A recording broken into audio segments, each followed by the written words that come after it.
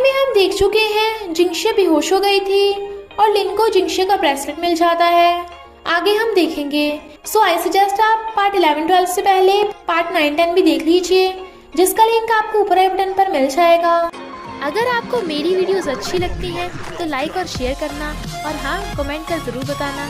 और ऐसी ही नई नई लेटेस्ट वीडियोस देखने के लिए हमारे चैनल को सब्सक्राइब भी कर देना। पार्ट 11-12 में हम देखते हैं ब्रेसलेट को देखते ही लिन के सिर में कुछ होने लगा था और उसके अंदर का मिस्टर फू शीशा तोड़ के बाहर आ जाता है, क्योंकि जब पहले भी जिंगशे को हार्ट पाल्पिटेशन हुआ था तो उसका ब्रेसलेट गिर गया था। मिस्टर फू पार्टी को बीच में ही छोड़ के भाग जाता है, जबकि लिन शीशे में ही खड़ा रह गया था। इधर मिस्टर फू आकर देखता है कि जिंगशे बेहोश पड़ी है और उसके सिर से खून निकल रहा है, तो वो रोने लगता है और उसे गोद में उठाकर हॉस्पिटल लेके आता है। और मिस्टर फू को बहुत रोना आ रहा था। चेकअप करने के बाद डॉक्टर बताते हैं कि अब फिलहाल उसका हार्ट ठीक है। जिंगशे हाइपोग्लाइकीमिया की वजह से बेहोश हो गई थी और उसी वजह से उसे हार्ट पाल्पिटेशन हुआ था, जिससे उसका सिर टेबल पे ठुक गया था। इसलिए हमेशा किसी को जिंगशे के साथ रहना चाहिए। जियान जिंगशे को देखने आता है। मिस्टर फू बताता है कि जिंगशे ठीक है और फिर वहाँ एंशन भी आती है, पर एंशन को देख जियान वहाँ से जाने लगता है। लिन मिस्टर फू से माफी मांगता है कि उसे जिंगशे को घर छोड़ के आना चाहिए था, पर ये तो मिस्टर फू भी जानता था कि इसमें उसकी भी गलती है कि उसे जिंगशे को अकेले नहीं छोड़ना चाहिए था। इसलिए वो डॉक्टर मो को कॉल करता है। एंशन जियान से पूछती है, तुम मुझे इग्नोर क्यों कर रहे हो? क्या मैंने कुछ गलती की है? वो कहता है, ऐसा नहीं है, इनफैक्ट मेरी एक फ्रेंड है, उसका फियांसे उसे चीट कर रहा है, क्या मुझे उसे बताना चाहिए? वो कहती है, अगर तुम्हारी फ्रेंड मैरिड है तो उसके फियांसे ने मैरिज लॉ को तोड़ा है, इसलिए उसे बता देना चाहिए, पर अगर वो मैरिड नहीं है तो फिर तो तुम्हें उसे जरूर बताना चाहिए। पर जियान का रिएक्शन देख एंगसन कहती है, यानी तुम जिस फ्रेंड की बात कर रहे हो वो मैं हूँ? जियान उसे फोटो दिखाता है जिसमें उसका फियांसे किसी और लड़की के साथ था और एंगसन से ब्रेकअप करने की बातें कर रहा था। एंगसन कहती है, थैंक यू बताने के लिए, पर किसी को भी मेरे फियांसे के बारे में मत बताना। जियान हैरान था कि वो ऐसा क्यों बोल रही है, बट वो खुद को ओके बोलकर चली जाती है और फियांसे का कॉल भी नहीं उठाती। तभी जियान उसके घर में घुस आता है, क्योंकि उसे पता है कि एंगशन को रात में नींद नहीं आती, इसलिए वो बास्केटबॉल खेल के उसका मन बहलाने आया था।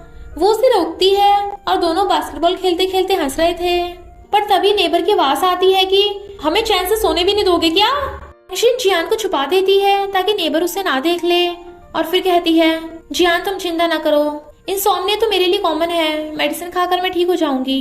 वो कहता है, नहीं, मेरे पास एक अच्छा आइडिया है। फिर वो उसे अपने साथ बास्केटबॉल मैच दिखा रहा था ताकि एंगशन को मैच देखते देखते नींद आ जाए। एंगशन को बासी लेते देख वो कहता है, तुम्हें नींद आ रही है ना? वो कहती है, बिल्कुल भी नहीं। पर फिर कुछ ही देर में वो सो जाती है और जियान के कंधे पे सिर रख लेती है।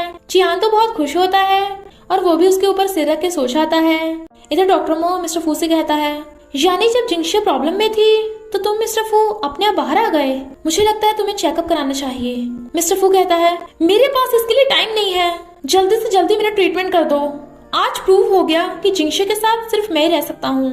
डॉक्टर मो मिस्टर फू को ट्रीटमेंट कराने के लिए सोचने का टाइम देता है। जिंगशे देखती है मिस्टर फू किसी से बातें कर रहा था, पर वहाँ तो कोई भी नहीं था, बट वो उसे देखते ही हक कर लेता है और कहता है, मैं तुम्हें हर्ट नहीं होने दूंगा।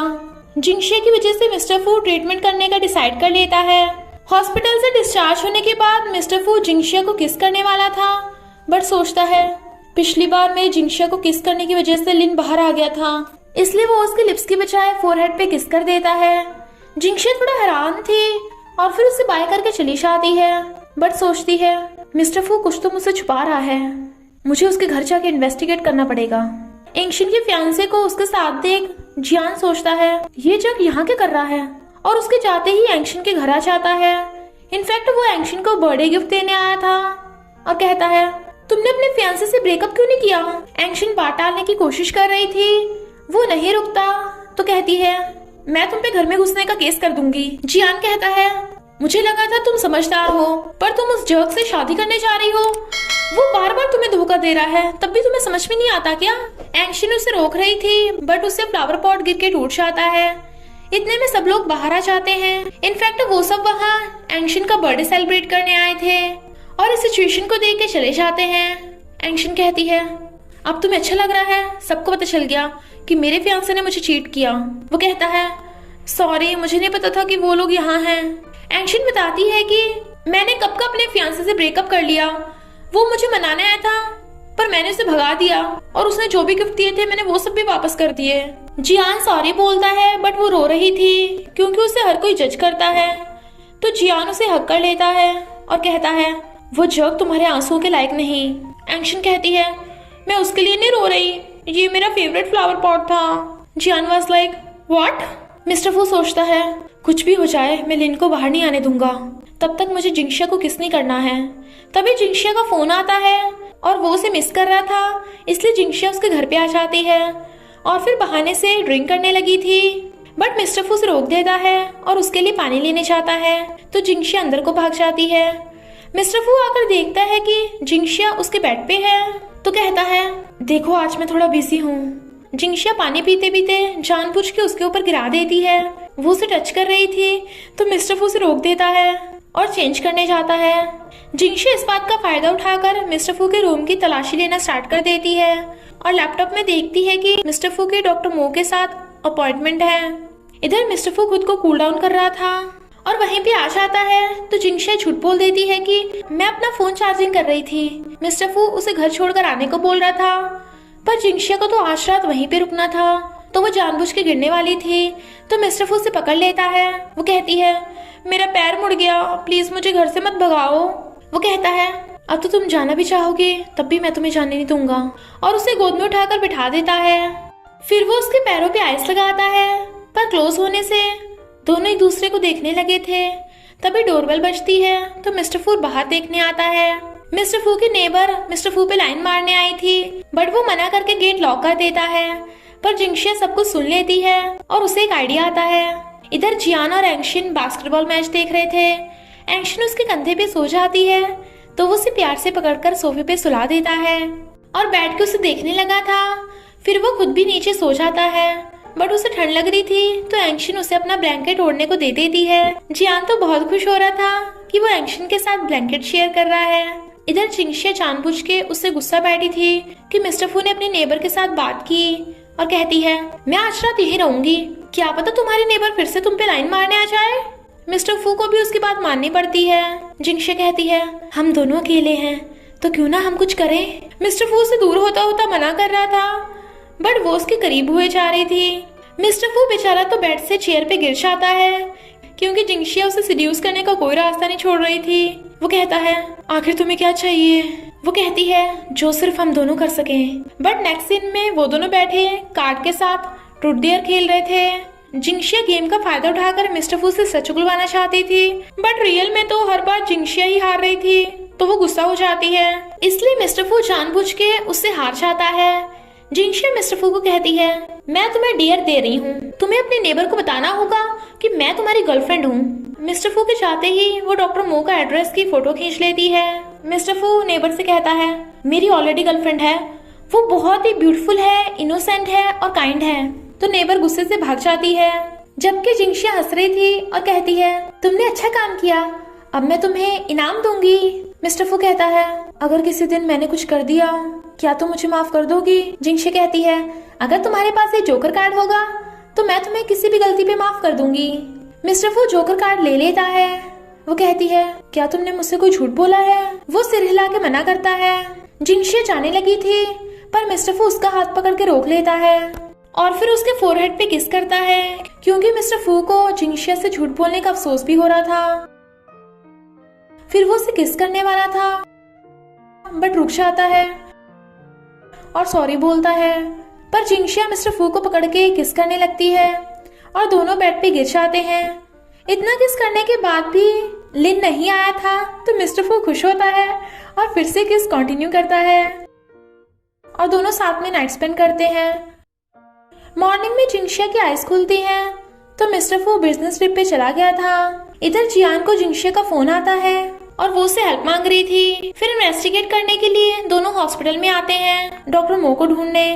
काफी मेहनत करने के बाद उन्हें डॉक्टर मो का रूम मिल जाता है। मिस्टर फू डॉक्टर मो के पास ट्रीटमेंट करवाने आया था। दोनों को देख जिंगशिया और जियान छुप जाते हैं। मिस्टर फू जैसे टेस्ट करवाने जाता है जिंगशिया जियान को बीमार होने का नाटक करने को कहती है। जियान कहता है पहले ये तो बताओ कौन सी बीमारी का नाटक करना है। बट वो तो उसे धक्का मार के कहती है, डॉक्टर हेल्प, कोई बेहोश हो गया। तो डॉक्टर मो को देख जियान बेहोश होने का नाटक करता है। डॉक्टर मो चेकअप करके कहते हैं, ये तो बिल्कुल ठीक है। वो कहती है, ये ठीक नहीं है, देखो ये कांप रहा है। तो जियान कांपने का नाटक करने लगता है। जिंगशे कहती है, मुझे लग रहा है इसे सांस लेने में भी प्रॉब्लम है। तो जियान सांस ना ले पाने का नाटक करता है। वो कहती है, देखो इसके मुंह से झगून निकल रहे हैं। Then Jian was like, what, ये नाटक मैं कैसे करूंगा। वो कहती है, इसकी जीभ भी बाहर निकल गई। तो जियान अपनी जीभ बाहर निकाल लेता है। डॉक्टर मो जियान का चेकअप करने के लिए ले जाते हैं। तो जिंगशे डॉक्टर मो के रूम में घुस के छानबीन करने लगी थी और उसे मिस्टर फू की रिपोर्ट से पता चल जाता है कि मिस्टर फू की 2 पर्सनैलिटी हैं, यानी उसे मल्टीपल पर्सनैलिटी डिसऑर्डर है और ट्रीटमेंट के बाद सिर्फ एक ही पर्सनैलिटी जिंदा बचेगी, मिस्टर फू या लिन। जिंगशे को बहुत बड़ा सदमा लगा था। डॉक्टर मो उन दोनों को देख लेता है तो वो रिपोर्ट लेके भागती है और तभी वो मिस्टर फू से टकरा जाती है। मिस्टर फू कहता है, डॉक्टर मो रुको, ये मेरी गर्लफ्रेंड है। सब बाहर चले जाते हैं। जिंगशे कहती है, यानी 1 साल पहले मुझे तुम्हारी दूसरी पर्सनैलिटी लिन से प्यार हुआ था। मिस्टर फू कहता है, 20 साल पहले के एक इंसिडेंट की वजह से मुझे मल्टीपल पर्सनैलिटी डिसऑर्डर हो गया था। जिंगशे कहती है, और मैं सोचती रही कि मुझे मेंटल प्रॉब्लम है, यानी तुम मिस्टर फू मुझे धोखा देते रहे।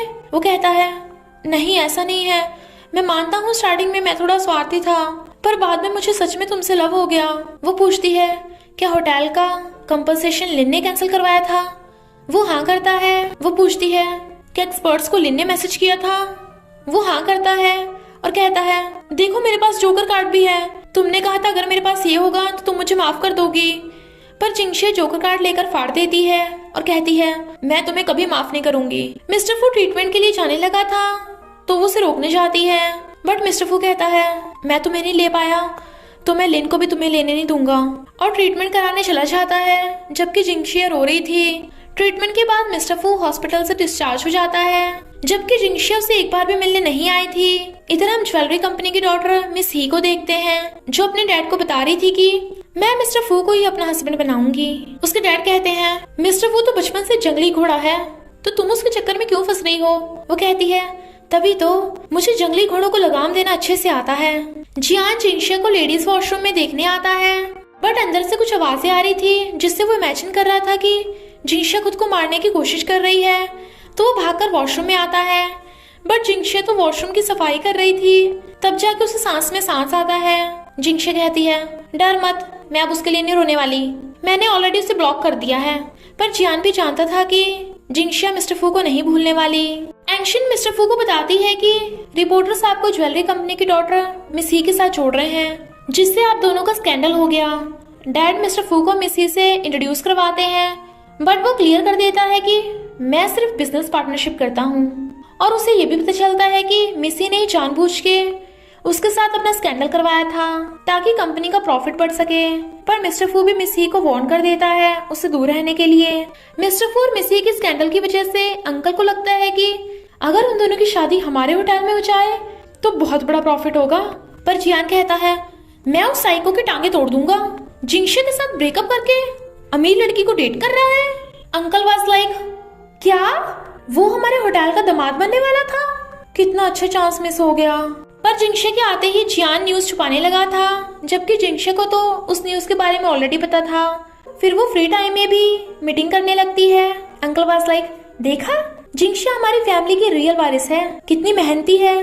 जियान कहता है, पर मुझे लगता है जिंगशे हार्ट ब्रोकन है। मिस्टर फू बेचारा सैड था कि जिंगशे ने उसे ब्लॉक कर दिया। तो डॉक्टर मो कहते हैं, रियल में उससे तेरी चिंता है, जब तेरा दूसरी लड़कियों के साथ स्कैंडल होगा तो जिंगशे ऑफ कोर्स तुझ पे गुस्सा होगी, यानी वो तेरी फिक्र करती है। मिस्टर फू कहता है, इग्नोर करने से अच्छा है वो मुझ पे कम से कम गुस्सा तो हो, इस बार मुझे पता है क्या करना है। और इसी के साथ पार्ट 11-12 का एंड हो जाता है। बस थोड़ा सा इंतजार करना, फिर मिलेंगे नेक्स्ट पार्ट में।